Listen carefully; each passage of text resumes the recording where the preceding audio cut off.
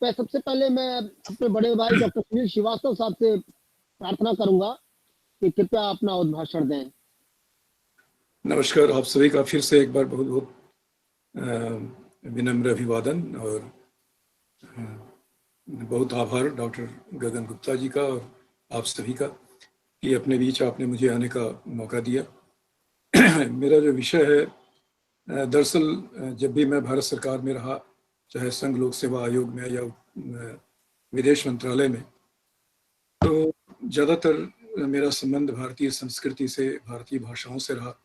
विदेश मंत्रालय में मैं भारतीय संस्कृति और भाषा का उपसचिव था और डॉक्टर गुप्ता ने जितनी मेरी प्रशस्ति की उसके तो मैं बिल्कुल काबिल नहीं, लेकिन कुछ थोड़ी बहुत चीज़ें जो की थी। सूरीनाम का विश्व हिंदी सम्मेलन बहुत पहले से आयोजित होने वाले सम्मेलनों की एक कड़ी था और इस तरह के बहुत से कार्यकलाप, मॉरिशस में विश्व हिंदी सचिवालय की स्थापना और इन सब चीज़ों से जुड़ा रहा हूँ। तो मैं भारतीय संस्कृति के परिप्रेक्ष्य में बात करूँगा कि जो हमारा समाज है, जो मुख्यतः हम लोगों की भारतीय परंपरा और हमारे मूल्य हैं, वे उनकी जो सुरतस्विनी है, जहाँ से वो उत्स पाते हैं, जहाँ से वो प्राण पाते हैं, वो हमारी सारस्वत संस्कृति रही है। और विद्वानों के विचार में सारस्वत संस्कृति और सिंधु घाटी की सभ्यता और उसके भी पश्चिम में सुमेरियन सभ्यता के आसपास की सभ्यता, इन सब को लेकर बहुत स्पष्ट चित्र नहीं है। तो जो मैं कहूँगा वो ज़्यादातर मेरे अपने स्वाध्याय से और इसके साथ ही साथ आधुनिक समय में जो जियोलॉजिकल और आर्कियोलॉजिकल स्टडीज़ हुई हैं, रिसर्चेज हुए हैं, उनसे इनपुट्स लेते हुए मैं थोड़ी सी बातें कहूँगा। तो सबसे पहले जो सारस्वत सभ्यता है, दरअसल वो सरस्वती नदी घाटी की सभ्यता है और वो मध्य उत्तर भारत का स्थान, उसका हॉटस्पॉट है। लेकिन उसके बैकग्राउंड को थोड़ा सा जानना जरूरी है। मुझे उम्मीद है कि ये आपके रुचि का विषय होगा और बहुत विस्तार का विषय है, लेकिन मैं इसको संक्षेप में केवल प्रमुख बिंदुओं पर प्रकाश डालना चाहूँगा और अगर किसी बिंदु पर स्पष्टीकरण जरूरी होगा तो आयोजक की अनुमति से समय की सीमा को देखते हुए बाद में प्रश्न उत्तर के रूप में उसका समाधान कर सकेंगे। सारस्वत सभ्यता के बारे में बात करने से पहले हम उसके बैकग्राउंड को एक नज़र देखना चाहेंगे। मनुष्य का जो एशियन सब कॉन्टिनेंट में मुख्य रूप से जो हमारी सभ्यता है, उसका जो ओरिजिन है, उसकी जो शुरुआत है, उसके मैं आपको एक स्लाइड शेयर करूंगा कुछ सेकंड्स के लिए, 1-2 मिनट के लिए, जिसमें मैं पहले उन स्थलों की पहचान कर दूं जो हमारी बातचीत में आएंगे, उन ज्योग्राफिकल लोकेशंस की बात कर लूं और उससे परिचित हो जाने के बाद मेरी बात कुछ आसान हो जाएगी। तो आपके सामने मैं ये प्रेजेंटेशन रख रहा हूँ पहले।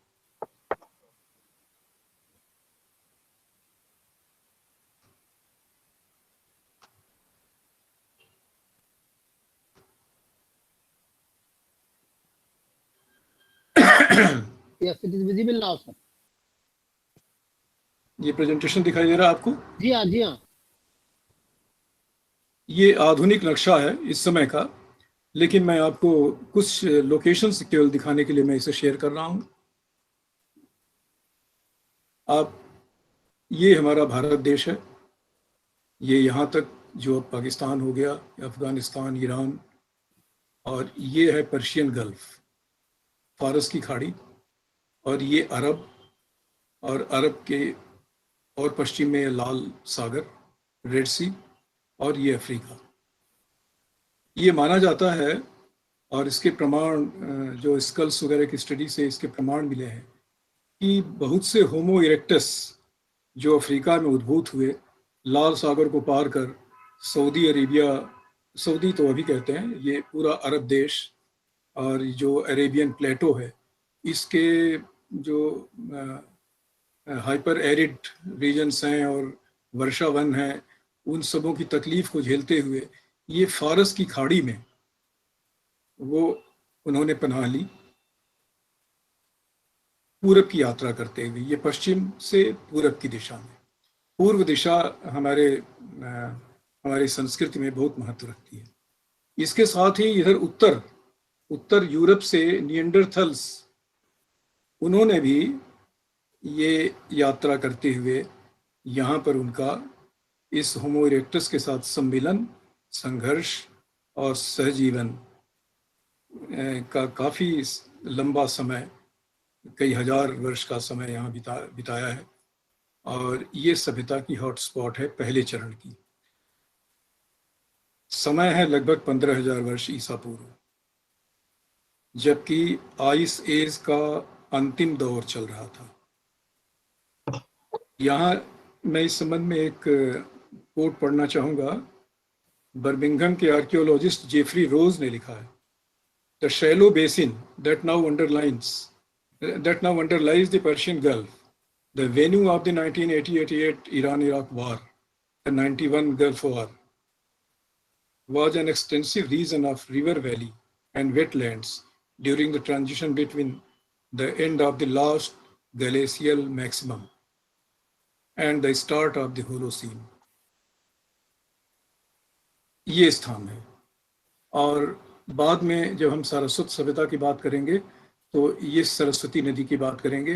दूसरे आप मानचित्र में देखें, ये पश्चिमी पंचनद प्रदेश है भारतवर्ष का, जहाँ की सिंधु नदी से जुड़ी ये 5 नदियां हैं।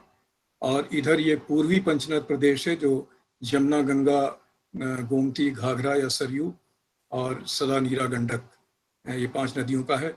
बीच में ये सरस्वती नदी का क्षेत्र है, जो कि इस अरावली रेंज के कारण इसकी क्रमशः ज्योग्राफिक परिवर्तनों में क्रमशः इसकी जो उठान होती गई, उससे इसकी धाराएं बटी और कुछ सतलुज में मिल गई और कुछ यमुना में मिल गई। और इस प्रकार सरस्वती नदी का करीब 4000 BC के आसपास इसका लोप हो गया। लेकिन यह यमुना के साथ गंगा में मिलते हुए, इधर सिंधु नदी में मिलते हुए, ये पूरे भारतवर्ष को अपनी ही जल राशि से, क्योंकि ये जो जल प्रवाहित है गंगा यमुना में और इधर सतलज और इंडस में, ये सरस्वती नदी का जो मैसिव प्रवाह था, जो छठी सहस्त्राब्दी 6000 BC के ऋग्वेद के पहले से 7वें मंडल में मिलता है, तो वो इतने मैसिव प्रवाह का वर्णन है, उस पर हम बाद में आएंगे। तो वो सारा प्रवाह इन नदियों में बट गया और इधर के एरिड रीजन्स में नीचे समा गया। तो ये कुछ हॉटस्पॉट्स हैं जिनको मैंने आपके सामने रखा, और बाद में जो चर्चा होगी वो मैं धीरे धीरे आपको बताऊंगा। तब तक मैं इसको अभी रोक रहा हूँ।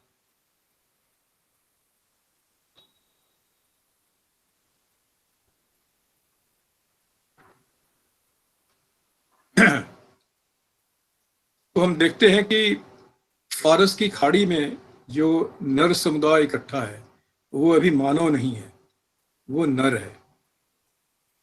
नर में और मानव में क्या फर्क है? नर शब्द बनता है नृ धातु से। नृ जो है वो स्त्री और पुरुष दोनों के लिए एक बायोलॉजिकल एंटिटी के रूप में मनुष्य को बताता है। अभी वो मनुष्य नहीं बना है। मनुष्य और मानव ये होलोसीन के बाद, द होलोसीन जिसको कहते हैं द एज ऑफ मैन, या मनु का समय, या मनु की सभ्यता, जो सुमेरियन सभ्यता में लेजेंड ऑफ डिलमन के रूप में है, जो कुरान में नूह के रूप में है, जो कि जेनेसिस में नोवा के रूप में है। तो ये सभ्यता के पहले चरण में सभ्यता की पहली लिबास नर के ऊपर चढ़ाने वाला समय है, और वहां से नर जो है वो मानव बनता है।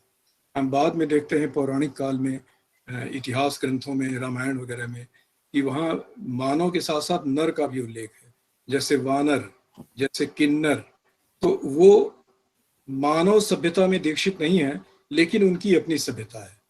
मानव वो सभ्यता है जो मनु से शुरुआत होती है, और वो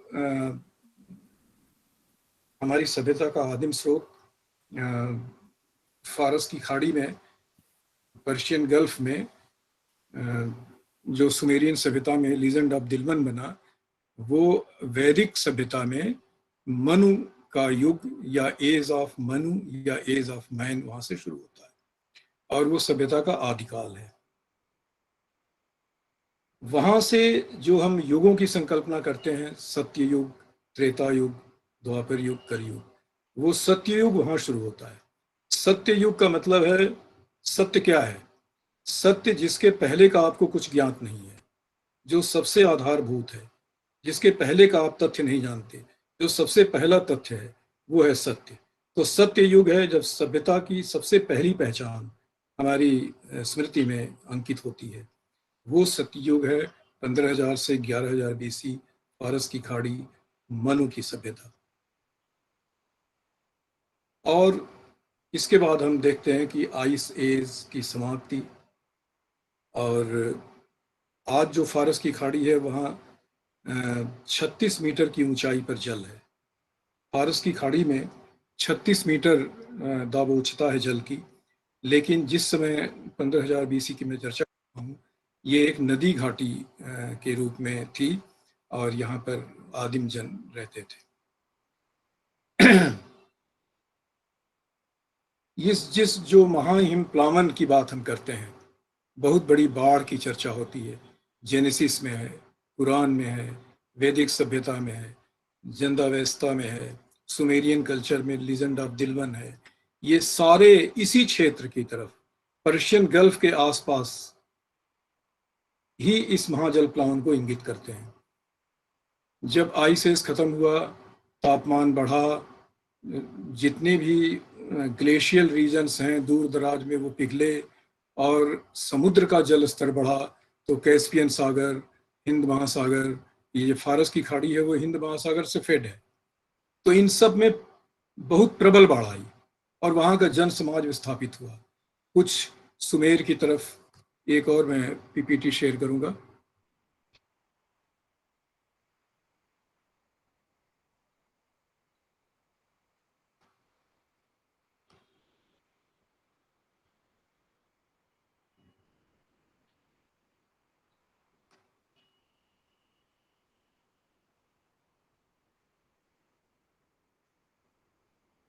ये आप देख रहे हैं, ये शेयर है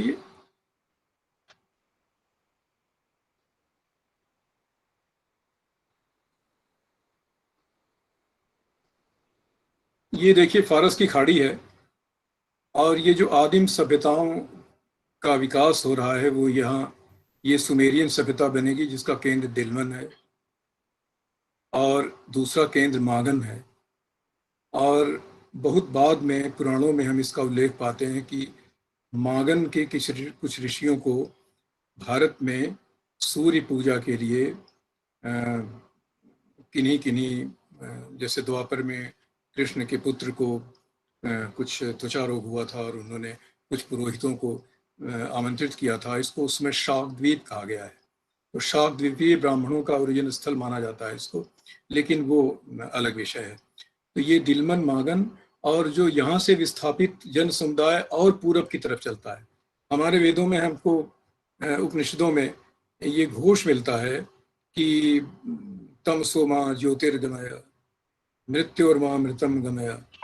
तो यह मृत्यु से, ये महाजल प्लावन की विभीषिका से अमृत की दिशा में, अंधकार से सूर्य की दिशा में, ज्योति की दिशा में, जब यहाँ ये पूरब है इधर और पूरब की तरफ चलते हैं, तो ये जहाँ पर ये सारा एरिया आता है, ये लैंड मास ये लैंड मास ईरान, अफगानिस्तान और अभी जो पाकिस्तान है वो, और भारत का जो पश्चिम उत्तर हिस्सा है, और इसका केंद्र है, इसको एक नाम से अभिहित करते हैं, मेलुहा।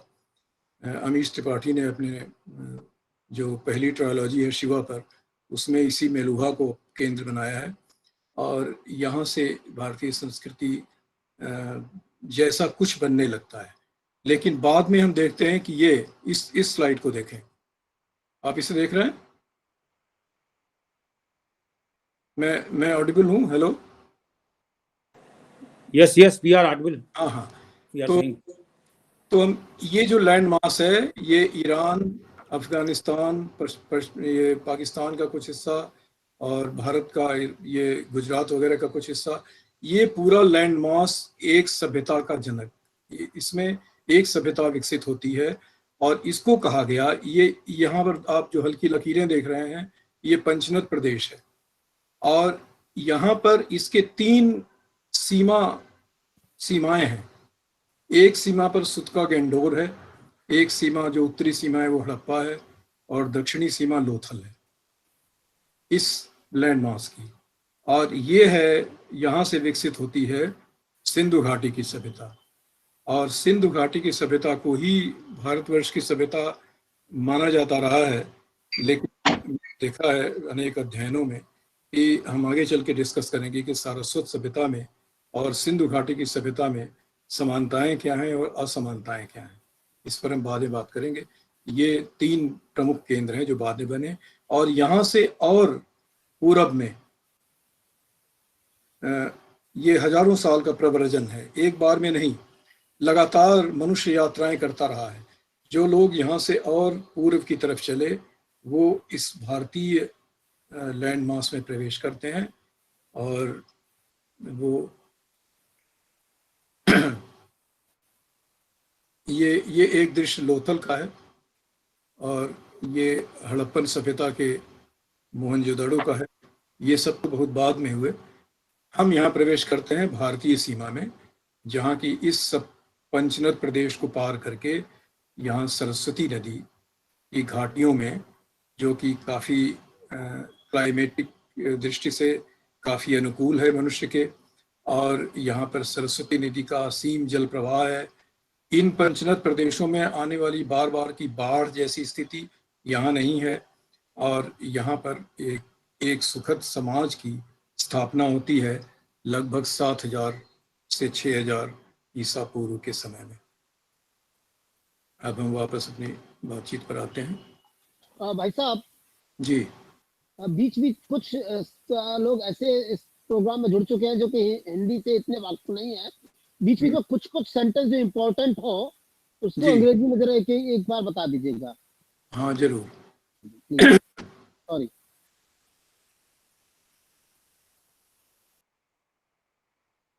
तो हम देखते हैं कि सरस्वती नदी की घाटी में जो सरस्वती रिवर वैली है, उसमें एक समाज, जो समाज होलोसीन या एज ऑफ मैन में 15,000 BC में विकसित हो रहा था।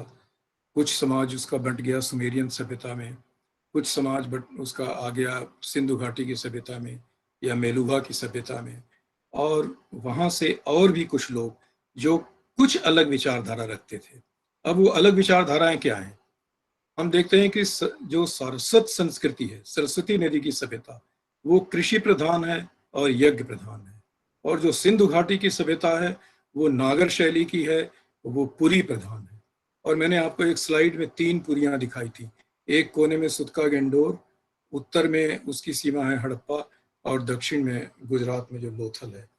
ये 3 पुरियों का वहां होना, और ये 3 पुरियां सिंधु घाटी की सभ्यता को तीनों तरफ से घेरती हैं, और इनके बीच में सारी सभ्यता फैली हुई है। और हम अपनी माइथोलॉजी में बहुत बार इंद्र को पुरियों का विध्वंसक देखते हैं। इंद्र को कहा जाता है त्रिपुर आराती, 3 पुरियों का शत्रु। इसकी तरह तरह से व्याख्या की जाती है, आध्यात्मिक व्याख्या है वगैरह, लेकिन मैं केवल उनकी चर्चा करूंगा तो कुछ वैज्ञानिक प्रमाणों से सामने आई हैं और जिन पर हमारी जो हमारे रीजनिंग की सीमा के अंदर है। तो ये जो समाज बस रहा है सरस्वती नदी की घाटी में, ये एक नए प्रकार का समाज है जिसमें सब मिलकर जीवन जीते हैं। सामूहिक कृषि की प्रणाली वहाँ अपनाई जाती है, और सारा समाज मिलकर कृषि कार्य करता है, और कृषि कार्य के संपन्न होने पर उसके कृषि से प्राप्त उपज को, जो भी एग्रीकल्चरल प्रोडक्ट्स हैं, उनको आपस में बांटता है, जो कि जिसे एक यज्ञ के रूप में सबके भाग को उसको देना। यह इंद्र को दिया और दे के फिर बाद में वापस न मांग ले, इसलिए इदं न मम, ये भी कहने की परंपरा है। ये इंद्र को दिया, अब ये मेरा नहीं। ये हमने वरुण को दिया, अब ये मेरा नहीं। और समाज में जितने लोग भी काम करने वाले हैं, सबके भाग को उसमें विभाजित करना, ये यज्ञ शैली है।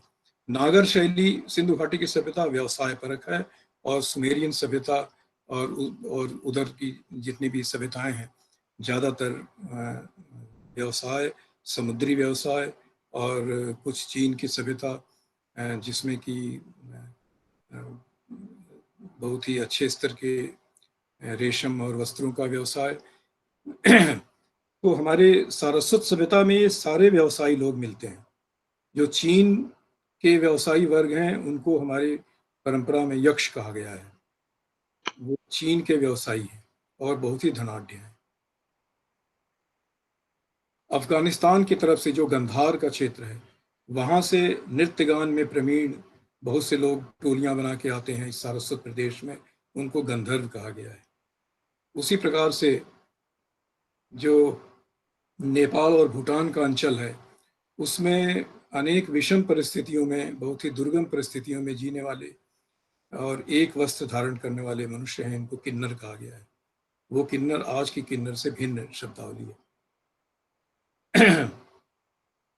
सरस्वती नदी का क्षेत्र वो क्षेत्र है जिसमें आज हम जिस सभ्यता का आनंद रसास्वादन करते हैं उसका समग्र रूप में विकास हुआ।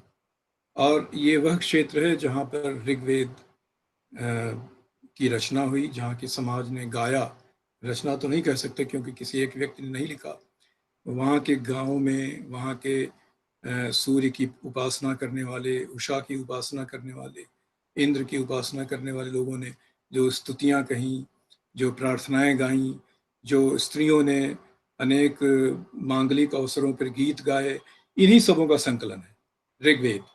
और ऋग्वेद की रचना करीब 6000 से 4000 बीसी के बीच में होती है। अथर्ववेद सबसे अंत का है जो कि लगभग 4000 बीसी का है। ऋग्वेद का पहला मंडल लगभग 6000 बीसी का है, और आखिरी मंडल, 10वां मंडल 5000 बीसी का है। यानी ऋग्वेद के एक मंडल से अंतिम मंडल तक आने में भी 1000 वर्ष लगते हैं। तो इस प्रकार से वो वहाँ पर नई सभ्यता का, ज्ञान का, शिक्षा का विकास हो रहा है। सरस्वती नदी को एक देवी का स्वरूप दिया गया, उसको देवी की तरह उपासना की गई क्योंकि वहाँ के जल से वहाँ का जीवन सींचा जा रहा है। सरस्वती नदी के किनारे ज्ञान के केंद्र विकसित हो रहे हैं, वहाँ शिक्षा के केंद्र विकसित हो रहे हैं। पहली बार ज्ञान एक विशेष अनुसंधानात्मक तरीके से, रिसर्च मेथोडोलॉजी से मनुष्य के जीवन में आ रहा है, इसलिए सरस्वती को ज्ञान की देवी कहा गया। सरस्वती देवी में हंसों की पात है, सरस्वती नदी में हंस वहाँ के विशिष्ट जल जीव हैं, इसलिए उनको हंसवाहिनी कहा गया है। वीणा का, बांसुरी का पहला आविष्कार सरस्वती नदी के तटों पर हुआ है, इसलिए सरस्वती को वीणा वादिनी कहा गया है।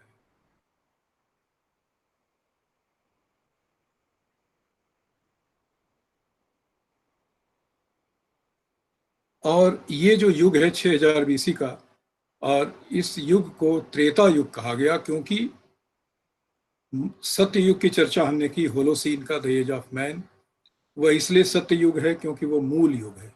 उसके पहले का युग सभ्यता का युग ज्ञात नहीं है। सभ्यता की जानकारी जब से मिलती है वो उस सत्य युग से मिलती है। सत्य से पहले कुछ भी पता नहीं है। लेकिन जब महाजल प्लावन, द ग्रेट फ्लड, जिसकी चर्चा जेनेसिस में भी है, उसके बाद जो मनुष्य नए सिरे से अपनी सभ्यता को विकसित करता है सरस्वती घाटी में भी, वह उसका तरण करके आया है, उन सागरों का, पर्शियन गल्फ का, सिंधु नदी का। इन त्रेता का अर्थ है तरण करके, तैर करके बचे हुए लोग।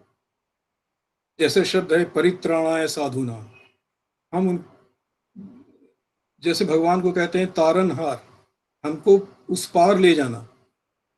तो जो उस पार आकर के बचे हुए लोग हैं वो त्रेता है, वो त्रेता युग है।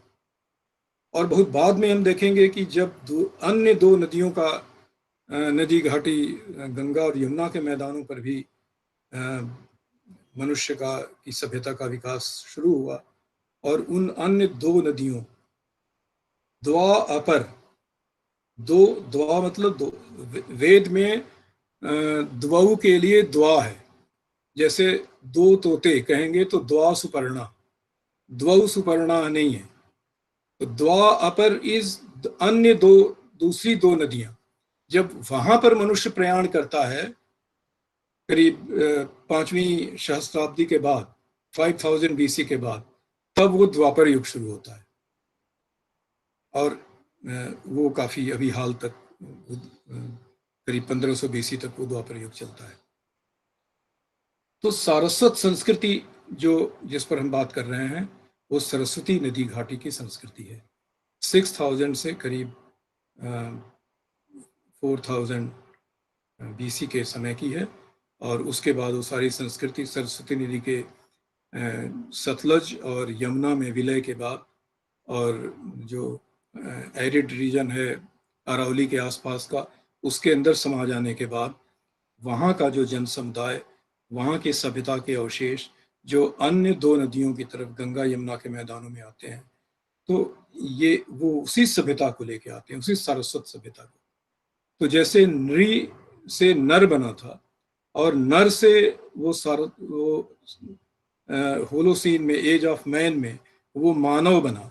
मनु की सभ्यता को जब उसने अपनाया तो वो नर नहीं रह गया, अब वो मानव बन गया।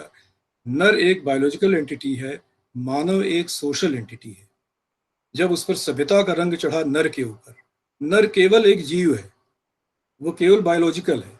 जब उस पर सभ्यता का आवरण चढ़ा, जब संस्कृति का आवरण चढ़ा, तो वो बना मनुष्य। मनुष्य मतलब मनु का, मानव मीन्स मनु का। तो ये मानव या मनुष्य, वो जब सभ्यता का विकास मनु के समाज में हुआ, तब से वो मानव मनुष्य बना, इसके पहले वो नर है। अब सारस्वत संस्कृति में वह नर से भी आर्य बनने की तरफ है। आर्य शब्द की शुरुआत होती है री धातु से, री से बनता है आर्य। री का मतलब है निर्देश देना और स्थापित करना। ऋषि से दो शब्द बनते हैं। री, जो ऋषि में री है, उस री की बात कर रहा हूं। उस री से बनता है ऋषि और उस री से बनता है आर्य। जैसे ऋतु से आर्तव, जैसे ऋषि से आर्ष। ऋषि कोई शब्द प्रयोग करता है तो हम उसे कहते हैं ये आर्ष प्रयोग है, ये काफी पुराना प्रयोग है, उस अर्थ में हम इसको बोलते हैं आर्ष प्रयोग, मतलब ऋषियों के द्वारा प्रयोग किया गया। तो ऋषि से बनता है आर्ष, उसी तरह से री से बनता है आर्य, जो निर्देश दे, जो संस्थापक हो, जो संस्थापना करे। आर्य वो है जो समाज में निर्देष्टा है, निर्देश देने वाला है और संस्थापन करने वाला है। और ऋषि वो है जो एकेडमिक्स में, रिसर्चेज में, ज्ञान के अनुसंधान में निर्देष्टा है और संस्थापन करने वाला है। दोनों ही ऋ से बने हैं। तो सारस्वत संस्कृति में जो नर से मानव बना, वो मानव से आर्य और ऋषि बना। और उसकी कुछ मुख्य बातें जो सारस्वत संस्कृति की है, उसने अपने पूरे राष्ट्र को, राष्ट्र की कल्पना उसने किस रूप में थी हम ठीक नहीं कह सकते, लेकिन राष्ट्र के नाम से कई स्तोत्र हैं वेदों में और उसकी महत्ता बताई गई है उसमें। और कहा गया है कि हमारा जीवन राष्ट्र का जीवन है। तो जिस राष्ट्र की हम कल्पना करते हैं, सारस्वत संस्कृति में उसको एक जीवंत सत्व माना गया है, लिविंग एंटिटी। वो प्राणवान सत्ता है, वो केवल मूर्त नहीं है। और हम देखते हैं कि यहां पर शुरू होता है शिव का प्रतीक। सारस्वत संस्कृति की एक बहुत बड़ी विशेषता ये है कि वह आज की संस्कृति तक अक्षुण्ण चली आ रही है। हम आपको इसी के बाद में, थोड़े समय के बाद ये उल्लेख आएगा कि हमारे जो लोकगीत हैं आज जो परंपरा से हमको मिले हैं, और जो हमारे जन जीवन में संस्कार के अवसरों पर, विवाह शादी के अवसरों पर, देवी की पूजा के अवसरों पर, या बहुत सटीक उदाहरण मिलेगा छठ पूजा जो होती है बिहार में और दूसरी कई जगहों में, इनमें जो गीत गाए जाते हैं, मैंने स्वयं अध्ययन करके देखा है कि छठ पूजा के बहुत से गीत बिल्कुल ऋग्वेद के कुछ सूक्तों के पैराफ्रेज हैं। एग्जैक्ट वही वर्बेटिम वही शब्द हैं ऋग्वेद की ऋचा में, और आज 6000-8000 साल की यात्रा के बाद वो टूटे फूटे दूसरे आज के भाषा में लगभग उसी शेप में वो दिखाई देते हैं। उसकी चर्चा बाद में। तो जो जीवंत सत्व है, लिविंग एंटिटी है, प्राणवान सत्ता है, राष्ट्र, उसका जो शिखर है उसको सारस्वत सभ्यता में शिव की उपमा दी गई है और कैलाश पर्वत को उसकी सीमा मानी गई है। तो कैलाश का जो वर्णन है, उसके शिखर, उसमें सांपों की माला जैसा दिखना, उसमें चंद्र जैसा पीछे से एक शिखर का झांकना। आप कैलाश का चित्र देखें, कैलाश मानसरोवर की यात्रा में जो लोग गए हैं, तो कैलाश बिल्कुल एक योगी की तरह रमे हुए त्रिकोणात्मक पद्मासन में बैठे हुए योगी की तरह दिखता है, और उसकी जटाजूट दिखती है। वो पीछे से चंद्रमा की आकृति का एक पर्वत शिखर झांकता है, और उसके नीचे बीच में रस्सियों के निशान जैसे निशान है, और वो नागों की माला की तरह दिखाई देता है। और उसकी उपासना है ऋग्वेद में, रुद्र के मंत्र हैं। और वो जो और हमारे जन गीतों में है, हमारे जन गीतों में देखिए कि छठ के गीतों में है कि उसमें एक पंक्ति है, सोहे महादेव की पगिया, यानी जो हमारा राष्ट्र है उसका जो पगड़ी है, शिखर, वो महादेव है। और गौरा देई के आंचर हो, उनका जो आंचल पूरे देश में, पूरे राष्ट्र में फैला है, यानी सारी नदियों का उत्स मानसरोवर से है, कैलाश के शिखर के पाद प्रदेश से है, और वो पूरे राष्ट्र में फैला है। वो जो सारे पर्वत क्षेत्र का की जल राशि है मानसरोवर, वो जल राशि पर्वत क्षेत्र की जल राशि है, इसलिए वो पार्वती है। और वो प्रवाहित हुई है पश्चिम में, एक बाह उसकी पंचनद प्रदेश, पश्चिमी पंचनद प्रदेश, जो सतलुज और सिंध घाटी वाला 5 नदियों का प्रदेश है, और पूर्व में गंगा यमुना का जो 5 नदियों का पूर्वी पंचनद प्रदेश, और ठीक बीच में उस पार्वती की 2 दूध की धाराएं हैं, सरस्वती और दृषद्वती। इस रूप में उस सारस्वत भौगोलिक क्षेत्र की कल्पना की है उस समय के निवासियों ने। और वो कहते हैं कि ये बीच में ये पार्वती की दो उनके वक्ष से 2 दूध की धाराएं हैं, और सरस्वती और दृषद्वती, और पंचनद पश्चिम वाला और पंचनद पूर्व वाला, ये 2 बाहें हैं। और सोहे गौरा देवी के आंचल, वो आंचल है भवानी का, पार्वती देवी का, और जो पूरे देश में व्याप्त है, और शिखर पर कैलाश के रूप में शिव विराजमान है। सरस्वती हम आज एक देवी के रूप में पूछते हैं, ज्ञान की देवी के रूप में हंसवाहिनी, वीणा वादनी सरस्वती की पूजा करते हैं। इसका मूल उत्स हमें सारस्वत सभ्यता में, वहां का मैं एक सूक्त आपको सुनाता हूँ। एक प्रार्थना है कि सरस्वती नदी के किनारे के अंचल में रहने वाले वन, वहाँ के प्राणी, वहाँ का मनुष्य, वहाँ की स्त्रियां सरस्वती नदी के जल में खड़े होकर उसकी प्रार्थना करती हैं। अम्बितमे नदी तमे देवी तमे सरस्वती, अप्रशस्ता इव स्मसि प्रशस्ति मम्ब नस्कृधि। मतलब, हे माँ सरस्वती, तुम माताओं में सर्वश्रेष्ठ, नदियों में सर्वश्रेष्ठ। तो यहाँ पर वो भ्रांति नहीं है, वो देवी भी है और नदी भी है। जैसे पीपल हमारे लिए पूजनीय है, जैसे हिमालय पूजनीय है, वो केवल मैटर नहीं है, उसके अंदर प्राणवान सत्ता है, हम उसकी कल्पना करते हैं। वो केवल नदी नहीं है, वो प्राणवान सत्ता है, और वो एक देवी के रूप में है, और हम उसकी आराधना करते हैं। तो नदियों में सर्वश्रेष्ठ, देवियों में सर्वश्रेष्ठ।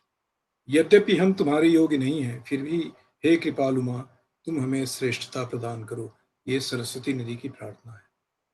इसके बाद हम देखते हैं कि वहां की जो व्यवस्था है समाज की, सारस्वत सभ्यता की, वो आज के गणतंत्रीय प्रणाली से मिलती जुलती है।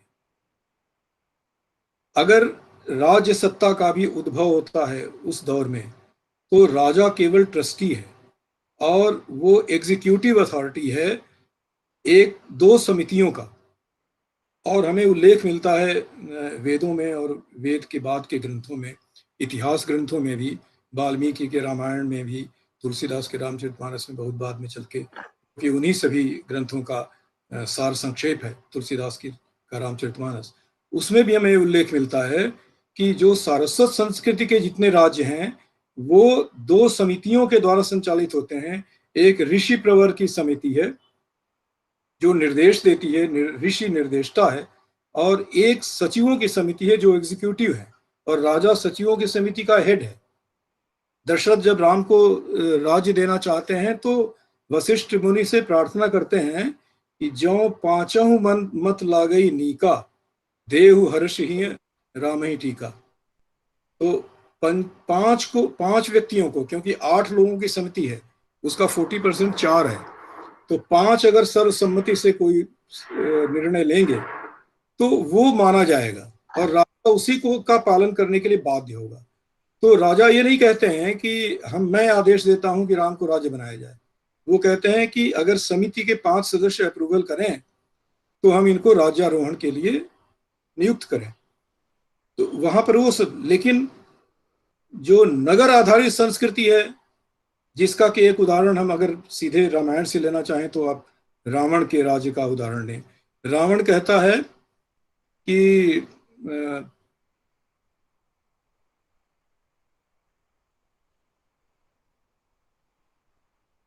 उसका रामचरितमानस में एक वाक्य है कि भुजबल विश्व बस्य करी राखे सी को न स्वतंत्र। अपने बाहुबल से पूरे विश्व को जीत करके किसी को स्वतंत्र नहीं रखा, किसी को लिबर्टी नहीं दी, और राज करई निज मंत्र, केवल अपने निर्देश से राज्य करता है, वो एकाधिकारी सत्ता है।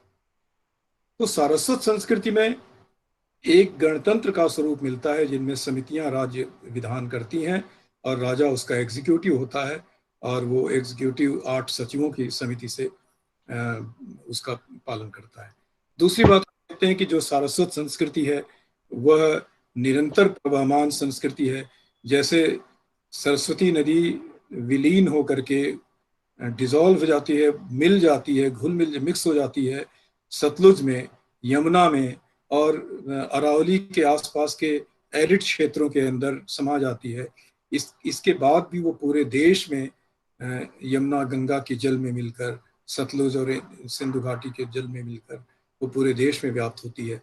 वैसे ही सारस्वत संस्कृति, सरस्वती घाटी की जो संस्कृति है वो पूरे देश में निरंतर बनी हुई है।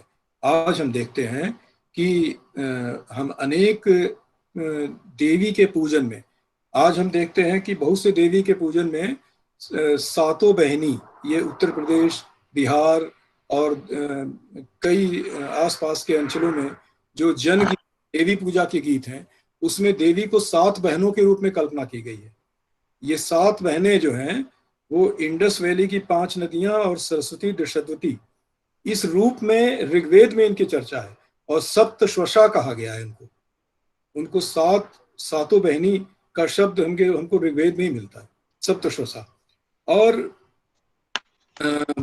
आज जो छठ की पूजा होती है, ये मैं समझता हूँ कि सबसे आदिम पूजा पद्धतियों में से सबसे पुराने, हमारी सभ्यता की रोशनी जहाँ से शुरू होती है वहां से इसकी प्रथा शुरू होती है, और वो आज भी परंपरा में कायम है। मैंने देखा कि छठ का एक बहुत प्रचलित गीत है, परंपरा से वो सैकड़ों वर्षों से बड़ी बूढ़ियों से अगली पीढ़ियों को, उससे अगली पीढ़ियों को, इस प्रकार वो हजारों वर्षों में अंतरित हुआ है। वो गीत है उगा हो सूरज देव। अगर आप बोली को समझते हैं, इतना मुश्किल नहीं है। उगो हे सूर्य देव, भोरे भेनुसारे, अरध की बेलियां, पूजन की बेलियां। वो भोजपुरी भाषा में है, उगा हो सूरज देव, भोरे भेनुसारे, अर्घ के रे बेरवा, पूजन के रे बेरवा। उगो है सूर्य देव, भोर भिनसार हो गया है, भोर की बेला हो गई है, अब तुम्हारे पूजन की बेला है, ये तुम्हें अर्थ देने की बेला है, तुम उगो। ये छठ में स्त्रियां पानी में खड़े होकर के, और एक तिकोने आकार का पात्र होता है सूप, उसमें अर्घ लेकर के, प्रसाद लेकर के सूर्य को निवेदित करती हैं। अब देखिए कि ऋग्वेद के छठे मंडल के 71वें सूक्त का चौथा मंत्र है, उदुष्य देव सविता दमुना हिरण्यपाणि प्रतिदोषमस्थात्। उदुष्य देव सविता, उदुष्य उग हो, उगो हे,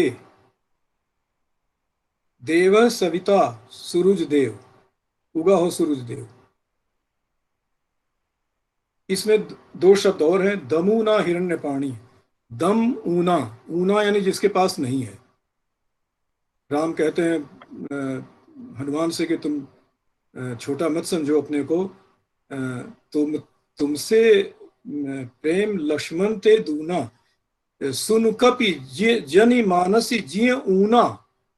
अपने मन में अभाव मत महसूस करो, तुम्हारे प्रति मेरे मन में लक्ष्मण से ज्यादा प्रेम है। तो वहां ऊना शब्द आया है। आप इसको संस्कृत के एकोन विंशति में देखिए, एक ऊना विंशति, 20 में एक कम यानी 19, एकोन विंशति 19। तो ये ऊना है, यहां पर है दमूना, यानी दम प्लस ऊना, जो अभावग्रस्त है उसको देने वाले सूर्यदेव। और हिरण्यपाणि, जिसके हाथ हिरण्य के हैं, सोने के हैं, यानी किरणें, किरणों, अपने किरणों से दो। हमें आज भी उससे विटामिन डी मिलता है, जीवन मिलता है। सूर्य का प्रकाश न मिले तो जीवन न रहे, न पौधों वनस्पतियों का, न मनुष्यों का, न जीव जंतुओं का। और आगे है प्रतिदोषम स्थात। प्रतिदोषम स्थात, आप देखते हैं शाम की बेला को प्रदोष कहते हैं, तो भोर की बेला को प्रतिदोष कहते हैं। प्रतिदोष हो गया, स्थात नहीं हो गया। और वही गीत आज हम गाते हैं, उगो है सूर्यदेव भोर भिनसारे, अर्घ की बेला पूजन की बेला। और ये जो मंत्र मैं कह रहा हूं, उदुष्य देव सविता दमुना हिरण्यपाणि प्रतिदोषम स्थात, आगे भी है, अयो हनुर यजतो। अय उस समय है स्वर्ण, अयस कहते हैं, आज तो हम उससे लोहे के लिए कहते हैं, अय का मतलब लोहा। लेकिन 6000 बीसी में लोहा नहीं था, तांबा भी नहीं था, तांबा भी 4000 बीसी के बाद आया, स्वर्ण था। तो अगर कोई संपन्न परिवार का उसकी स्त्री है और सूर्य की प्रार्थना कर रही है, तो उसका पात्र स्वर्ण पात्र है, या फिर ये कवि की कल्पना है कि हम स्वर्ण पात्र में तुम्हें प्रसाद दे रहे हैं, अर्घ निवेदन कर रहे हैं। और वो कैसा है स्वर्ण पात्र, अयो, अयस का स्वर्ण पात्र, स्वर्ण का वो पात्र, हनु के आकार का। हनु है ये ठुड्डी, यहां कम और यहां चौड़ा। तो अयो हनुर यजतो मतलब यजन कर रहा हूं, कर रही हूं। हे सूर्य, आपको मैं स्वर्ण का हनु के आकार के पात्र में प्रसाद लेके यजन कर रही हूं। ये 6000 बीसी का मंत्र है, इसकी डेटिंग हुई है।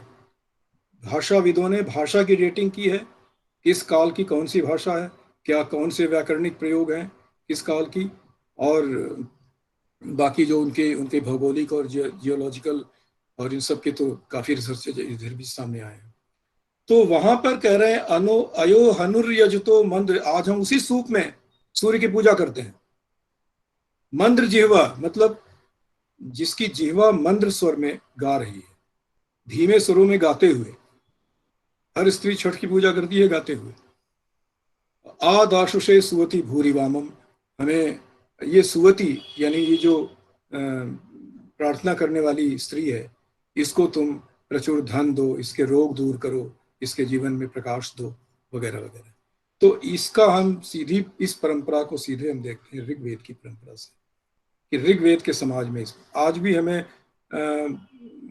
मोहनजोदड़ो और हड़प्पा की सभ्यता तो सिंधु घाटी की सभ्यता है, लेकिन वहां भी जो मृण मूर्तियां टेराकोटा की जो स्त्री मूर्तियां मिली हैं, उनमें सिर से लेके नाक तक सिंदूर लगा हुआ है, जो आज छठ की पूजा में स्त्रियां लगाती हैं।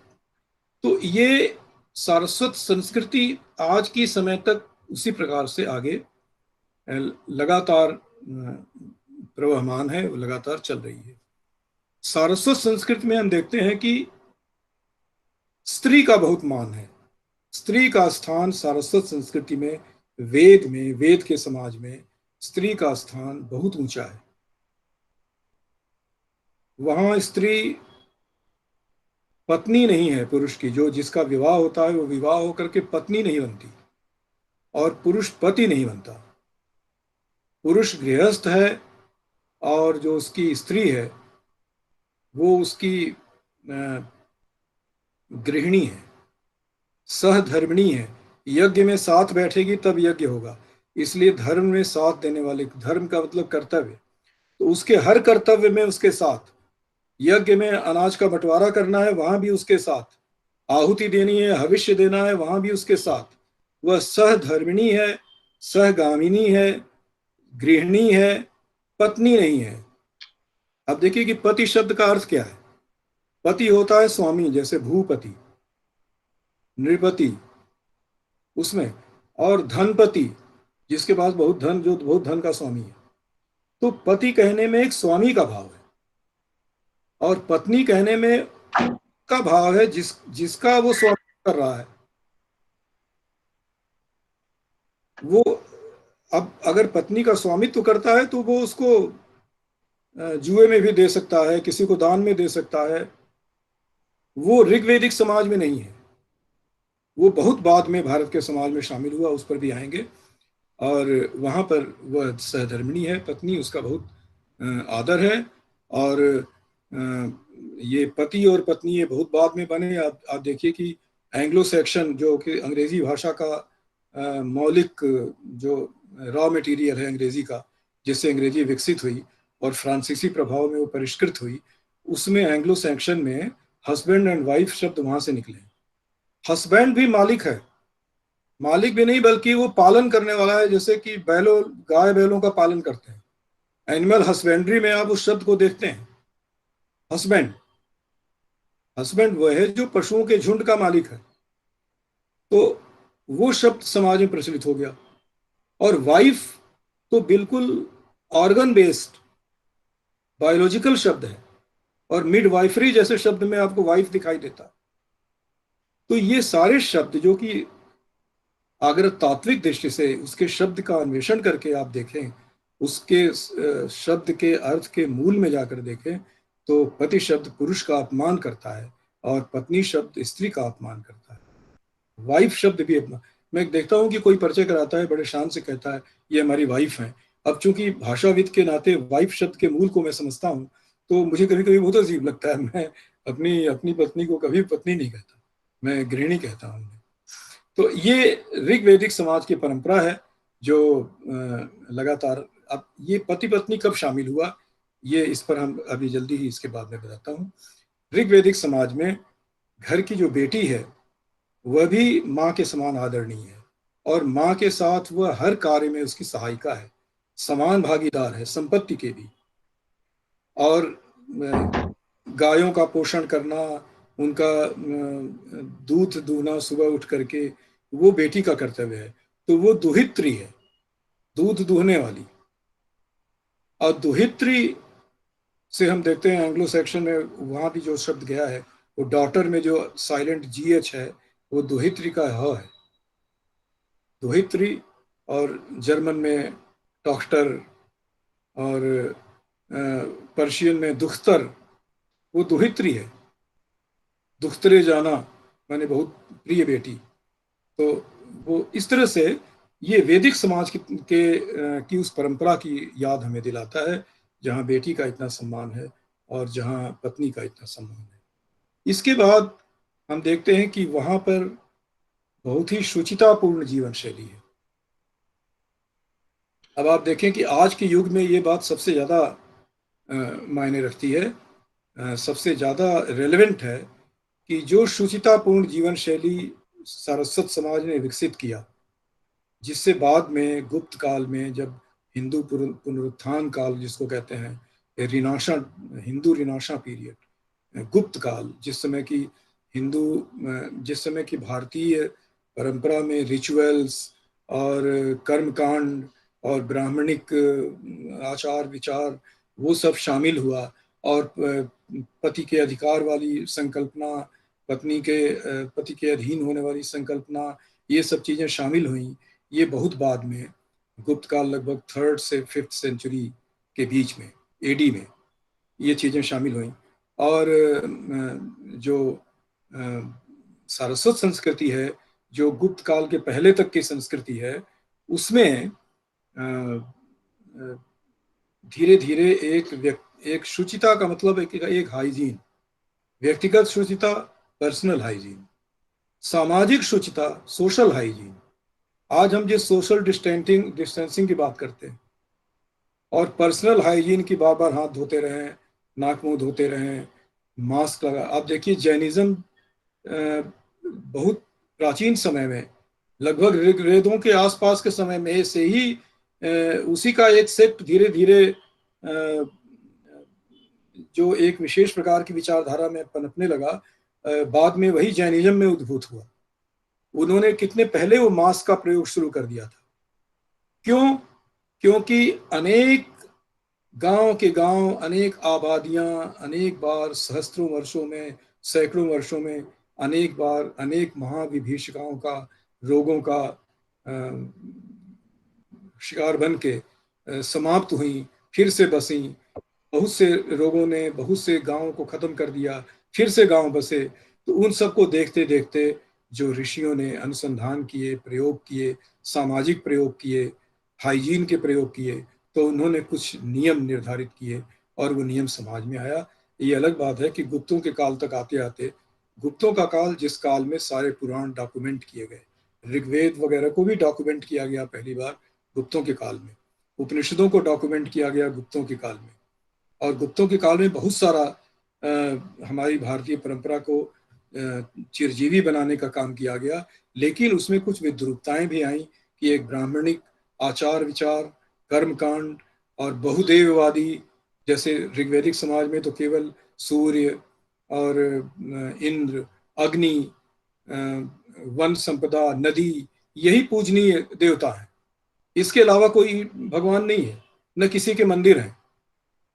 लेकिन गुप्त काल में बहुदेववाद, जो पौराणिक ग्रंथ लिखे गए, बहुत 18 पुराण लिखे गए, ये सब पुराण ज्यादातर गुप्त काल में लिखे गए। तो उसमें इस सारस्वत संस्कृति के अंदर ये समावेश हुआ। और ये इसलिए हुआ कि अशोक के बाद के समाज में बौद्ध धर्म का बहुत ज्यादा तेजी से उद्भव हुआ और वो बहुत तेजी से फैला, और उसने भारतीय परंपरा के अंदर एक अलग छाप डालनी शुरू की। तो जो रूढ़ परंपरावादी थे, उनका एक प्रकार से ये जो गुप्त काल में जो हिंदू निनाशा था, ये एक प्रकार से उसकी प्रतिक्रिया थी बौद्धिज्म की। और उस समय बहुत से बौद्ध विहार वगैरह को क्षति पहुंची थी, और उस समय पौराणिक ग्रंथ लिखे गए और बुद्ध के प्रतीकों को की अवहेलना की जाने लगी। जैसे बुद्ध बड़ा आदरणीय शब्द था, वहां से उसको उसी से शब्द बना बुद्धू। किसी को चिढ़ाना है तो उसको बुद्ध कहें।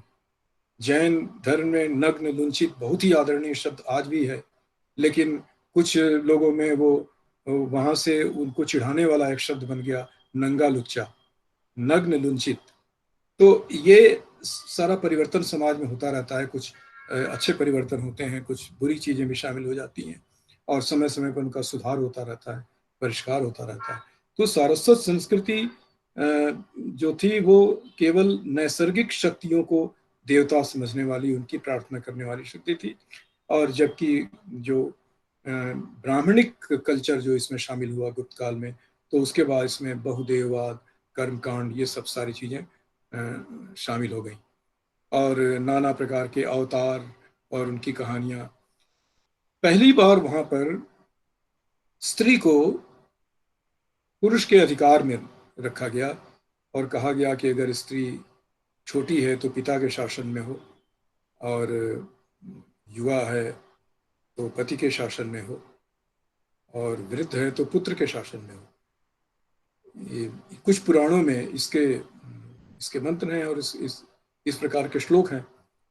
तो ये उस समय की जरूरत थी, क्योंकि शिक्षा का उतना विकास नहीं हुआ था, स्त्रियां ज्यादा असुरक्षित थीं, समाज उतना सभ्य नहीं हुआ था, विदेशी आक्रांताओं का भारत में आना शुरू हो गया था। तो स्त्री को सुरक्षित करना बहुत आवश्यक हो गया था, इसलिए कुछ इस प्रकार की चीजें में शामिल हुई, लेकिन धीरे धीरे वो रूढ़ियां बन गई और हम बहुत बाद में कुछ रूढ़ियों को अपने संस्कार समझने लगे। तो इस प्रकार से जो सारस्वत संस्कृति, सरस्वती घाटी की संस्कृति है, कृषि पर आधारित, यज्ञ पर आधारित और स्त्री को महत्ता देने वाली और प्राकृतिक प्रतीकों को का पूजन करने वाली, वो धीरे धीरे गुप्त काल में उसमें कुछ और तत्व मिलते हैं, कुछ कर्म कांड भी शामिल होते हैं, उनका भी अलग महत्व है। जीवन को स्थायित्व देने में, आयुष्य देने में, आरोग्य देने में इन कर्म कांडों का भी बहुत महत्व है। ये चीजें बाद में ऋषियों ने अलग से निर्देश दिए, समाज में शामिल हुए, उनके कुछ बहुत सुंदर परिणाम हुए, जीवन ज्यादा सबल और पुष्ट हुआ। लेकिन कुछ धीरे धीरे कुछ सेक्ट में विकृतियां भी आई और कुछ लोगों ने जिनको अच्छी तरह, जिन्होंने इसे नहीं समझा, जिन्होंने अपनी शिक्षा का विकास नहीं किया, उसको इन्होंने रूढ़ियों के रूप में अपनाना शुरू किया और वो सामाजिक कुरीतियां भी बनी। तो इस प्रकार से हम देखते हैं इसके बाद का जो समय है वो आधुनिक भारत का समय है। उसमें अनेक आक्रांताओं के आक्रमण है भारत में और अनेक संस्कृतियों का मिलाप है। उस समय भारत के समाज में कभी कभी ऐसे दौर भी आए जहां मनुष्य मात्र का दमन हुआ, स्त्री का ज्यादा दमन हुआ, तो बहुत सी और प्रथाएं शामिल हो गई। उनके प्रतिरोध में, उनकी प्रतिक्रिया में, उनसे बचने के लिए पर्दा प्रथा, जल्दी विवाह करने की प्रथा और स्त्रियों को बाहर भेज के शिक्षा न दिलाने की प्रथा, ये सारी चीजें भी कुछ दौर में, कुछ समय में रही। और इन सब के साथ जब हम अपने बिल्कुल आधुनिक युग में, आज के समय में प्रवेश करते हैं, जब भारत स्वतंत्र होता है, भारत के संविधान की रचना होती है, तो उसमें वो सारे सारस्वत मूल्य और जो भारतीय परंपरा के विशेष मूल्य हैं, जो गुण हैं, वो सारे उसमें शामिल किए गए। और भारत का संविधान अपने प्रियम्बल में शुरू ही होता है व्यक्ति की गरिमा और समता के शब्दों से। स्त्री पुरुष सभी समान है, जैसे हमारे ऋग्वैदिक समाज में था। स्त्री पुरुष को समान अवसर हैं, जीवन में आगे बढ़ने के अवसर हैं, जीवन को सुंदर तरीके से जीने के अवसर हैं, समानता है उनमें, और एक एक व्यक्ति की गरिमा है और व्यक्ति की गरिमा में जीने का अवसर है। वह किसी के द्वारा ताड़ित न हो, उसका अनुशासन के नाम पर, व्यवस्था के नाम पर उसकी प्रताड़ना न हो। इन सब की व्यवस्था हमारे भारतीय संविधान में हुई और हमारे आधुनिक समाज में उन सब चीज़ों को लेकर के एक अभ्युदय की स्थिति आई। लेकिन अभी भी जहाँ जहाँ जागरूकता नहीं है, वहाँ उसी प्राचीन शैली को पकड़ करके बहुत सा हिंदू समाज, बहुत सा भारतीय समाज बैठा हुआ है और बहुत सी कुरीतियों को अपने संस्कार मानता है। कहता है कि देखो ये हमारे संस्कार हैं, हम दहेज देना बहुत अच्छा समझते हैं क्योंकि ये हमारे संस्कार हैं। हम दहेज घर में आए स्त्री के साथ तो बहुत उसे शुभ मानते हैं, अच्छा मानते हैं क्योंकि ये हमारे संस्कार हैं। वो नहीं जानते कि ये संस्कार नहीं है, ये रूढ़ियां हैं और रूढ़ियों को बहुत सा व्यक्ति संस्कार कहने लगते हैं।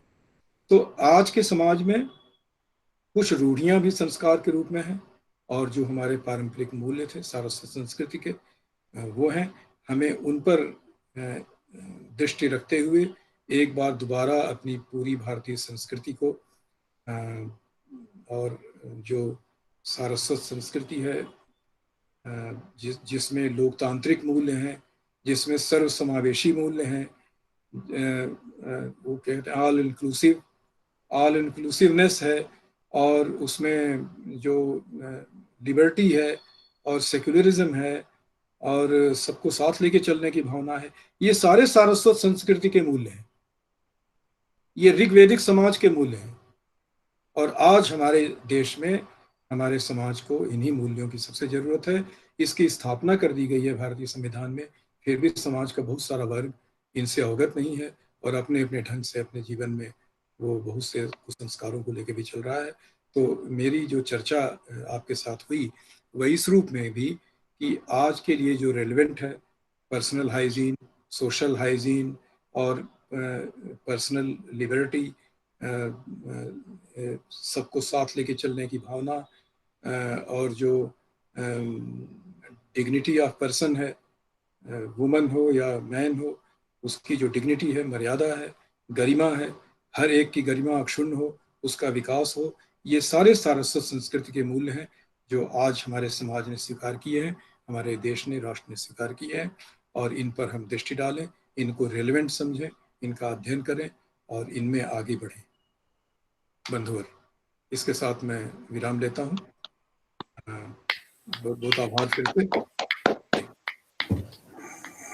17,000 साल एक साथ आपने घुमाए। मैं तो बिल्कुल समझ ही नहीं पा रहा हूँ कि आपका भाषण खत्म हो गया, बल्कि मन कर रहा है कि सुनता रहूं, सुनता रहूं, सुनता रहूं।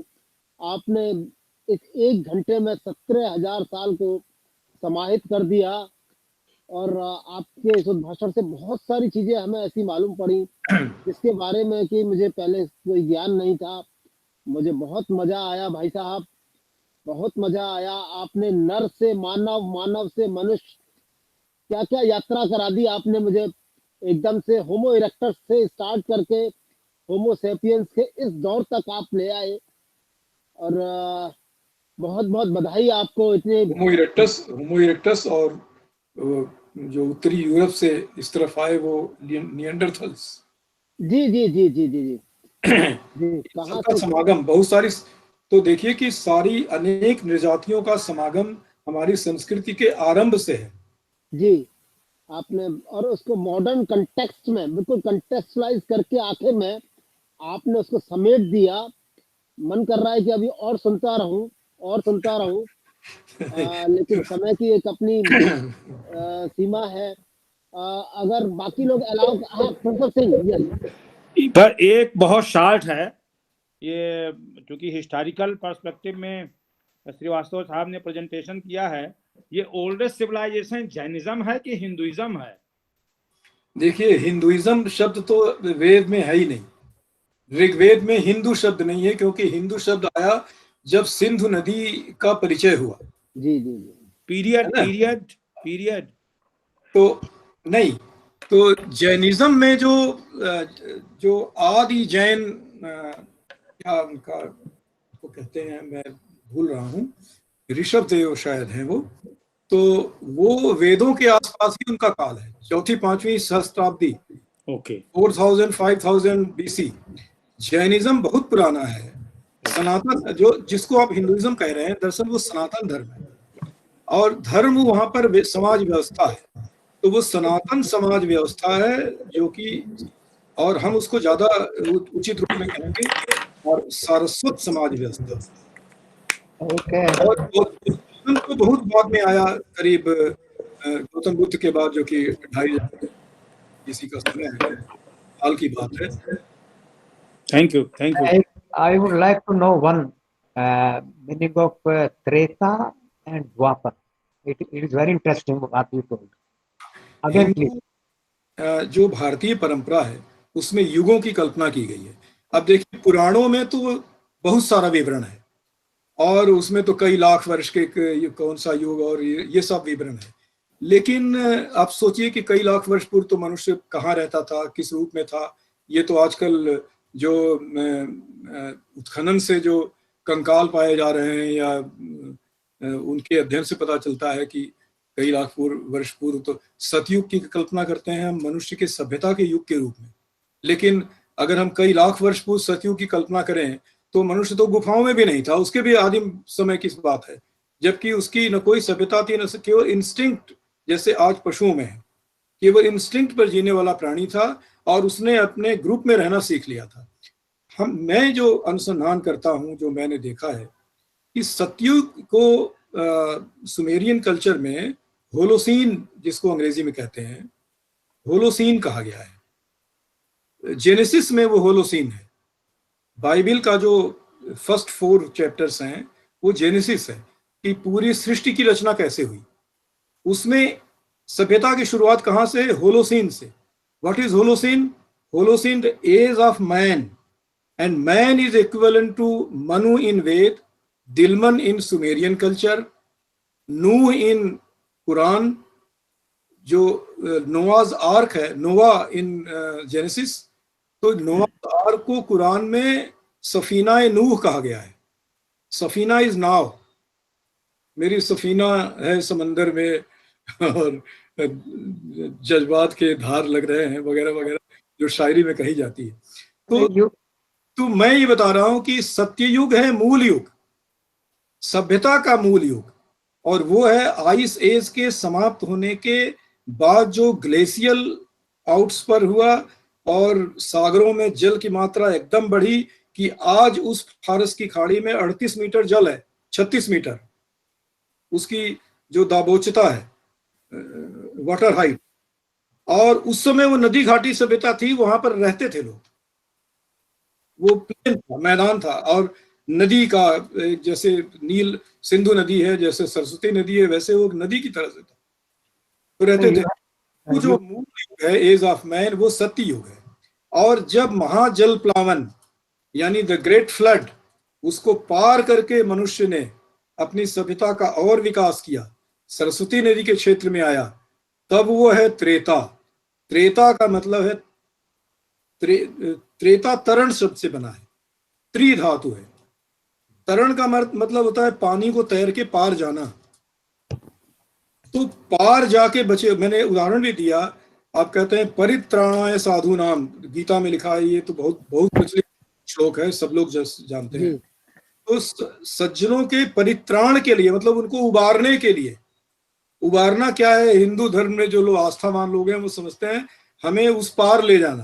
केवट कहता है कि मैं तो इस पार पहुंचा दूंगा, लेकिन जब मुझे उस पार उतारना होगा तो तुम ख्याल रखना। तो वो जो पार लगाने वाली कल्पना है, वो उस महाजल प्लावन की स्मृतियां हैं, वो यादें हैं ग्रेट फ्लड की, कि वहां से हम पार लगे। तो आज भी कल्पना करते हैं कि हम इस सूर्य के देश में, होलोसीन से, ये जो पूर्व दिशा में तमसोमा ज्योतिर्गमय सरस्वती नदी के तट में, यहाँ पर जो हम आएंगे, यही स्वर्ग है। तो हम जब मर के स्वर्ग में जाएंगे तो हमें एक वैतरणी मिलेगी जो पार करनी पड़ेगी। ये सारे प्रतीक हैं, और वो ग्रेट फ्लड की तरफ इशारा करते हैं कि हम जब ग्रेट फ्लड को पार करेंगे, सिंधु नदी को पार करेंगे, तो सरस्वती के हरे भरे उद्यान में आएंगे जहां ज्ञान का विकास हुआ। तो वो त्रेता। अब त्रेता से भी द्वापर की आपने चर्चा की। द्वापर वो है द्वा अपर, अपर मतलब अन्य, एडिशनल। आप सोचिए कि एडिशनल सेक्रेटरी को कहते हैं अपर सचिव। Apar is additional, additional to reverse. तो हमने पर्शियन गल्फ देख लिया, वहां की नदी घाटी, हमने इंद्र देख ली, सिंधु नदी और सारे उसके पास, अब सरस्वती नदी देख ली। अब अगला युग कहाँ शुरू होगा? गंगा यमुना के मैदानों में, ये जो अन्य दो नदियां हैं। तो जब गंगा यमुना के मैदानों में सभ्यता, सरस्वती नदी क्षेत्र और राजस्थान के आसपास, सरस्वती नदी का जो कालक्षेत्र देखा है, उसका जो हॉटस्पॉट है वो थोड़ा राजस्थान और बाकी हरियाणा। हरियाणा का नाम ही, हरियाणा का नाम कितना सुंदर है कि हरियाणा बना है आर्याणाम से। आर्याणाम, हरियाणाम, हरियाणा। तो ये और आर्य बना है, इससे ऋषि बना। तो ये है Satyuga, Holocene, the age of man. वो है त्रेता, जब ग्रेट फ्लड को पार करके आए, और वो है द्वापर, जो अन्य दो नदियों तक हम पहले। One thing I would like to point out, that is Sindhu Nadi, because it was given, Hindu was given by Persian people. Persian people, this name, Hindu term, because they were not knowing that, I mean, how Sa is spoken. Sa is not, was not in Persian language that time. So they spoke Sindhu as Hindu. Is it like it is this? आप बिल्कुल सही हैं। मैं आपको एक coat सुनाता हूँ, एक मिनट।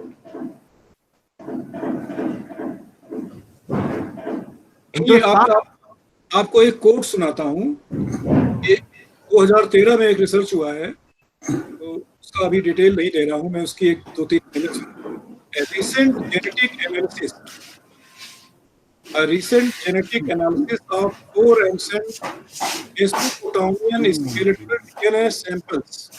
अब ध्यान दीजिए, का नॉइज है कहीं?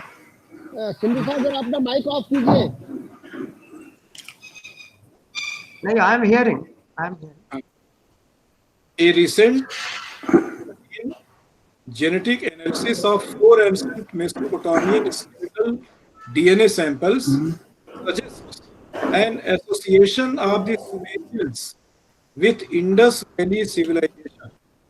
Indus Valley civilization सुमेरियन सभ्यता के प्रभाव में सुमेरियन और इंडस वैली दोनों नगर सभ्यता है, पुरियों का विकास, और सारस्वत ग्रामीण सभ्यता है, यज्ञ कृषि और यज्ञ आधारित सभ्यता। यज्ञ जो है वो कृषि के सामूहिक कृषि, पूरा गांव मिलकर कृषि करेगा और उपज का सामूहिक बंटवारा, एक जगह यज्ञ होगा जहां का भाग बांटा। श्रीवास्तव साहब, सर मेरा ज्ञान तो बहुत बड़ा है आज, और मैं 2 प्रश्न आपसे पूछना चाहता हूं, दोनों रिलेटेड हैं। एक तो आपने जेनेटिक रिसर्च की बात की, उसमें एक गुट कहता है आउट ऑफ इंडिया, यानी जो आप आउट ऑफ इंडिया चले गए हैं भटिया साहब।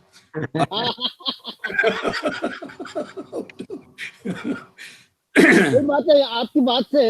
सर अगर मुझे इजाजत हो तो मैं एक प्रसंग याद करना चाहता हूँ रामचरितमानस का। जी जी। कि जब रामचंद्र जी का वनवास के बाद राज्याभिषेक हो रहा है, तब उनसे कहा गया कि अपने किसी मित्र को बुलाओ, अपने बाहर वाले किसी को बुलाओ। तो उन्होंने केवट को बुलाया, और ये समझते हुए कि केवट जी ने जब उनको नदी पार कराई थी तो कोई पैसा नहीं लिया था। तो वो जो प्रसंग आपने कहा वैतरणी का, वहां पर आया है कि केवट ने कहा उनसे, जब रामचंद्र जी ने उनसे कहा कि भाई आपने मेरे से जब पैसा नहीं लिया था, अब पैसा ले लीजिए, तो केवट ने कहा कि इस नदी को पार कराने का मैंने कोई पैसा नहीं लिया, और वैतरणी को पार कराने का आप मेरे से कोई पैसा मत लेना। हाँ, भवसागर भवसागर जो पार है कराने का। दरअसल भव जो है संसार है, संसार है। जी जी जी, वही संसार जी रहे हैं आप, हम सब ये संसार है। जी जी इसमें बहुत सी समस्याएं हैं, हर एक समस्या से पार पाना ही जीवन है। जी हम जी जी शिक्षण हासिल करते हैं, हम शिक्षा प्राप्त करते हैं, विवाह शादी करते हैं, घर परिवार होता है, बहुत सारी समस्याओं से निपटते हैं, बच्चों को शिक्षा देते हैं, यही भव सागर है। तो इस भव सागर से पार कराना मतलब हमें हमेशा आप इतना सबल बनाए रखें कि हमारे लिए समस्या ना रहे, और सुंदर स्थल दिखाई दे, रम्य दिखाई दे। लेकिन वो जो कल्पना, वो जो स्मृति है वैतरणी की, वो ग्रेट मेमोरी है, और वो सिंबॉलिक है। वो धीरे धीरे पुराणों में, देखिए पुराणों में उपनिषदों का और वेदों का बहुत सा जो गूढ़ार्थ है वो सिंबॉलिक तरीके से कहानियों में व्यक्त किया गया है, और उस कहानियों में इतने प्रक्षेप जुड़ गए हैं कि वो कुछ की कुछ कहानियां बन गई हैं। तो वो अलग विषय है, वो सारस्वत संस्कृति की चीज नहीं है। वो तो पुराण सारे गुप्तों के काल में लिखे गए हैं, आप जानते हैं। कई पीढ़ियां जिनको व्यास कहा गया, व्यास कोई एक व्यक्ति नहीं है, एक तो पराशर ऋषि के पुत्र व्यास थे महाभारत काल में, लेकिन गुप्तों के काल में तो महाभारत काल है नहीं, महाभारत काल तो करीब 1500 BC के पहले का है। तो गुप्तों में सारा संग्रहित हुआ है, जिस समय की नॉर्थ में गुप्त और साउथ में पल्लवों का शासन था। उसी अंकोर वट वगैरह की स्थापना भी उसी समय हुई है। दूर दूर जितने सातों द्वीप हैं, जावा, सुमात्रा, इंडोनेशिया वगैरह सब जगह जो हिंदू मान्यताओं की स्थापनाएं हुई हैं, मंदिर बने हैं, वो सारा गुप्त काल की देन है। जी जी जी, गुप्त काल और उसके प्रवृत्ति। तो उस समय ये सारी बहुत सी दूसरी कहानियां मिल गई, लेकिन जो मूल बात है वो ये है, मैं ऋग्वेद को आधार बना के मैंने अपनी बातें कही, और आपसे ये भी बताया कि आज की बहुत सी परंपराओं का बिल्कुल रूप ऋग्वेद में दिखाई देता है। मैंने आपको एक गीत गाकर सुनाया कि जो स्त्रियां छठ में गीत गाती हैं, पैराफ्रेज है, मतलब पूरा का पूरा ऋग्वेद का एक नहीं है, मैंने कई लिख रखे कई हैं। सारे चीजों को रेफरेंस दिया आपने। ये ऋग्वेद यहाँ ये यहाँ आपको, ये मैं इसमें से पर्सनली देख देख के इकट्ठा किया है, जी नहीं किया है।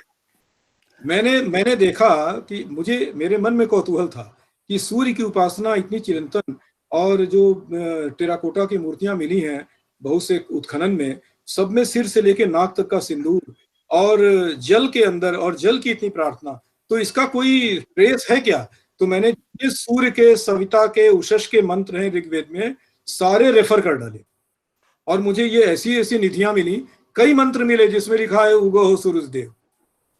वही नहीं, एक और भी समय होता तो मैं पढ़ के सुनाता आपको। ये ऊनाकोटी में भी जो मिलते हैं रेफरेंस, ऊनाकोटी की जो मूर्तियां हैं वो पानी दरिया में है, और उसको वहां पे भी ऊनाकोटी त्रिपुरा, जो आज का त्रिपुरा है, अगरतला से करीब 120 किलोमीटर दूर, जी, वहां पर भी जो पत्थरों पर जो मूर्तियां उबेरी गई हैं, वहां पर भी इस तरह का मिलता है कि जो ऐसा लगता है कि जब वहां पर जो मूर्ति जो लगाया गया है तिलक, वो ऊपर से लेके नीचे तक पूरा नाक तक आया है। तो क्या बहुत सी इसका जगहों कोई में, इसका ये कोई बहुत सी जगहों कनेक्शन में वहां से है? हाँ, तो ये अब इन प्रतीकों का क्या अर्थ है, समाज में ऐसा क्यों होता था, या उस समय की प्रथा थी, तो ये सारी चीजें अलग रिसर्च का विषय है। लेकिन मैंने केवल उस समय के समाज और उस समय की भौगोलिक स्थिति, राजनीति, सोशियो पॉलिटिकल, सोशल, और उस समय की कल्चरल, ये सारी चीजें, जियोग्राफिक सेटअप, इन सब चीजों पे ध्यान दिया है। और मैं आप सब लोगों की शुभकामना रही तो मैं इस पर थोड़ा सा कुछ काम कर रहा हूँ कि जरूर। ऋग्वेद के दशम मंडल में राम का उल्लेख है। अच्छा। ऋग्वेद के दशम मंडल में राम का उल्लेख है, और प्रतापी राजाओं के रूप में उल्लेख है। हाँ, उसमें दुशीम, पृथुवान, राम, ये सब उस समय के प्रतापी राजाओं का, ऋग्वेद का दशम मंडल जो है वो 5000 BC का है।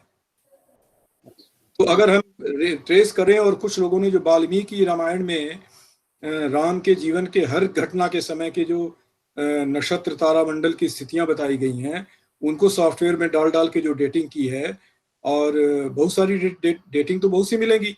आप एक घटना के लिए एक सेट ऑफ प्लेनेटरी पोजीशंस को आप सॉफ्टवेयर में डालिए तो आपको 10-20 डेट मिल जाएंगे। अभी के भी मिलेंगे, 400 साल पहले के भी मिलेंगे, 1 लाख साल पहले के भी मिलेंगे।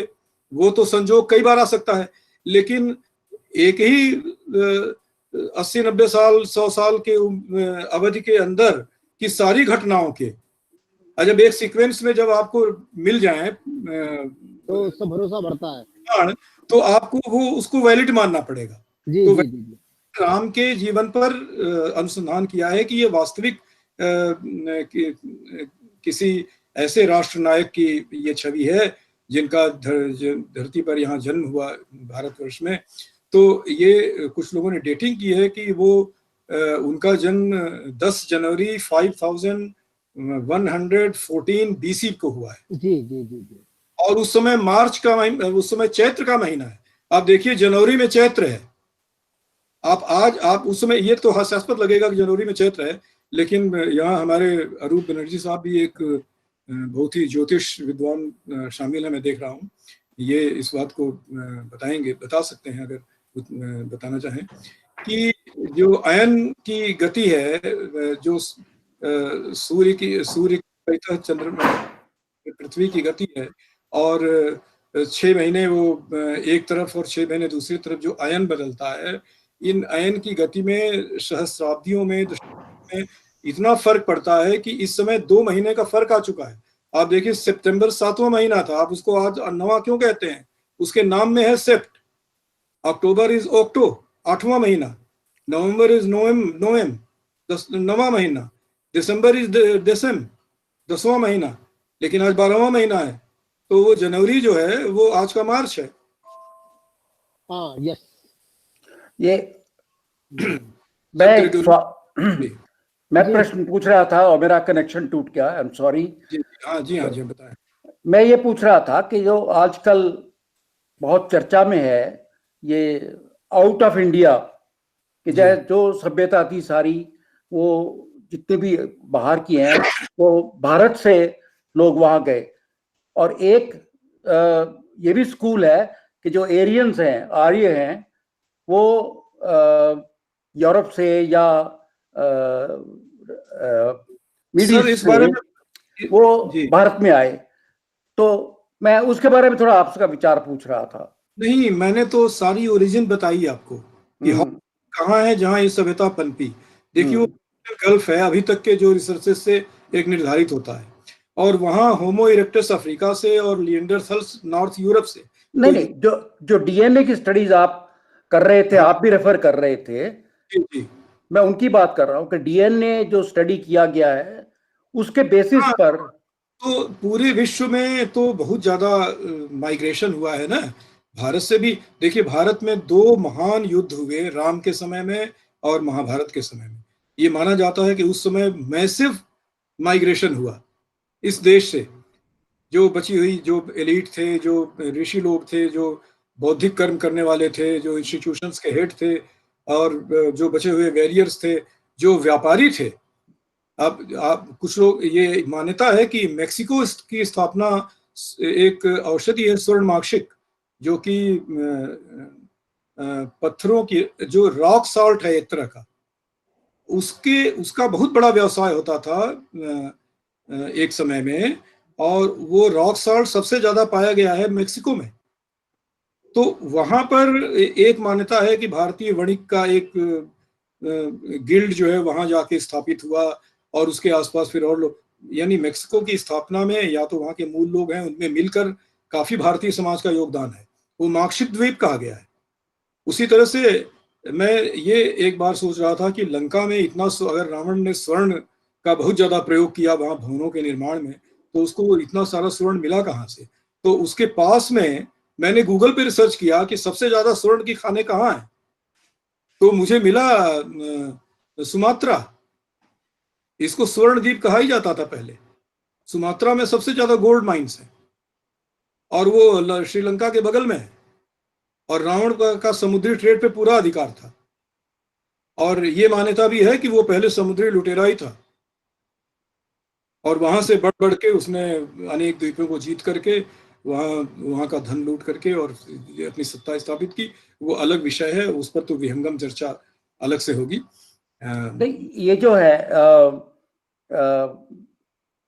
इकबाल की एक जो लाइन है, जी, याद होगा तुझे जब तेरे किनारे उतरा कारवां हमारा, वो जो कनेक्ट कर रहे हैं वोल्गा को गंगा के नहीं, साथ। ये मैक्स मूलर ने और कुछ लोगों ने ये स्टडी की थी कि जो आर्य हैं वो बाहर से आए, कैस्पियन सी वगैरह से आए। तो कैस्पियन सी भी तो वही पर्शियन गल्फ के पास ही है। कैस्पियन सी पर्शियन गल्फ का नॉर्थ जो है कैस्पियन सी है, और जो उसका साउथ है वो हिंद महासागर है। तो वो बीच में गल्फ है, अभी गल्फ हो गया है, अभी उस समय तो वो नदी घाटी था। तो वो सारा एरिया उसी तरह से है। तो वहां से आए नहीं, वो उनकी सभ्यता के पड़ाव हैं, और वो सभी भारत राष्ट्र में शामिल है। अब वो जो पॉलिटिकल जियो पॉलिटिकल डिवीजन हो गया है वो अलग है, लेकिन उस समय की कल्पना में तो लैंड मास ही पूरा राष्ट्र हुआ करती थी। और तो जो ये सरस्वत जो आप बात कर रहे हैं सिविलाइजेशन की, जी, ये साउथ में कब फैली? क्योंकि नहीं, साउथ में साथ के साथ, ऐसा नहीं कि साउथ के लोग नॉर्थ से साउथ भाग गए। ये भी एक मैक्स मूलर की कल्पना है कि आर्यों ने द्रविड़ों को बना दिया, और वो ऐसा, ये बहुत पहले खारिज हो चुकी है। इस तरह की कोई स्थिति नहीं है। कोई स्थिति नहीं है। सारस्वत सभ्यता सहजीवन की नहीं, सभ्यता। आप देखिए कि पर ये कह बीच में एक मिनट मुझे दें। सारस्वत सभ्यता में तमाम दूसरे रेसेस का वर्णन है। किन्नर जो नेपाल भूटान के हैं, यक्ष जो चाइना के हैं, नाग जो नॉर्थ ईस्ट के हैं, आज भी वहां नागालैंड है। नाग यानी नग यानी पर्वत, पर्वतों में रहने वाले नाग हैं। उसी तरह से वनों में रहने वाले जो दंडकारण्य में थे, दंडकारण्य एकदम साउथ में है, साउथ इंडिया है वो, और दंडकारण्य में वो किष्किंधा है, और वहां दंडकारण्य में अरण्य में वनों में रहने वाले वानर, ये सब सारस्वत संस्कृति के अंग हैं। कहा जाता है कि जो हनुमान जी हैं उन्होंने काशी में या अयोध्या के किसी गुरुकुल पीठ में सूर्यवंशियों के इंस्टीट्यूशन में शिक्षा पाई थी, इसलिए कहा जाता है कि सूर्य उनके गुरु हैं। और जब राम से उनकी पहली मुलाकात हुई है वन में, तब राम के परिचय देने के बाद हनुमान जी ने अपना तुरंत वापस अपना रूप बना लिया, पहले ब्राह्मण रूप में आए। और वहां पर एक पंक्ति तुलसीदास ने लिखी है, निज नाथ ही चीन्हा। कैसे चीन लिया निज नाथ? क्योंकि जब वो उस एकेडमिक इंस्टीट्यूशंस में, सूर्यवंशियों की इंस्टीट्यूशन में एक्सेल कर रहे थे, उनको ज्ञान इनाम अग्रगण्यम कहा जाता है हनुमान को, इतने ज्यादा विशद ज्ञानी, तो इतना अध्ययन किया होगा। अध्ययन के केंद्र जो गिने चुने थे वहां, तो जिस वो सूर्यवंशियों के केंद्र थे, तो वहां से उन्होंने अध्ययन किया। हो सकता है कि उनको कोई डिप्लोमा या मेडल या कोई अवार्ड देने के लिए स्वयं राम ही उपस्थित हुए हो उस इंस्टीट्यूशन में। तो निज नाथ ही चिन्हा का कनेक्ट यहाँ इस तरह से है। तो ये सब तो कपोल कल्पना भी है, हो सकती है, और यथार्थ भी। इस पर तो बहुत सारी रिसर्च की जरूरत है, और वो बहुत से लोग कर रहे हैं, और कुछ मैं भी थोड़ा बहुत कर रहा हूँ।